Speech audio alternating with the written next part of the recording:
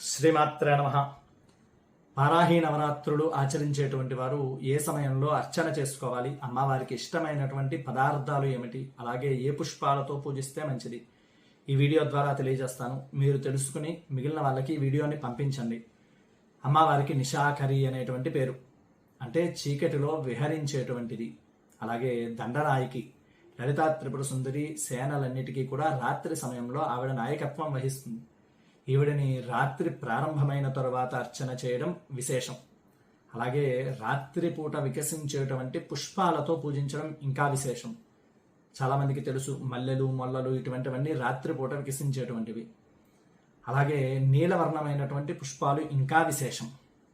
రాత్రిపూట కలువ పూలు, నీలం కలువలు పూస్తూ ఉంటాయి, వాటిని అర్చన చేయడం చాలా విశేషం.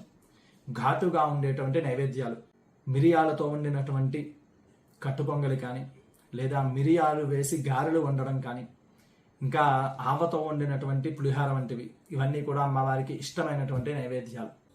ధూపం, సాంబ్రాణి, గుగ్గిలం వంటి వాటితో ధూపాన్ని చూపించడం, పూజ అవుతున్నంతసేపు ధూపంలో అమ్మవారిని ఉంచడం, ఇవన్నీ కూడా అమ్మవారి అర్చనలో చాలా ప్రధానమైనటువంటివి. అన్నిటికంటే ప్రధానమైనటువంటిది మీ శ్రద్ధ, భక్తి, మీరు ఆచరించేటువంటి నియమాలు. ఈ నియమాలని చెప్తూ వచ్చేటువంటి వీడియోలో మరలా కలుస్తాను మిమ్మల్ని. ఈ వారాహి నవరాత్రులు 9 రోజులు కూడా నేనే దగ్గర ఉండి మీకు లైవ్లో పూజ చేయిస్తాను.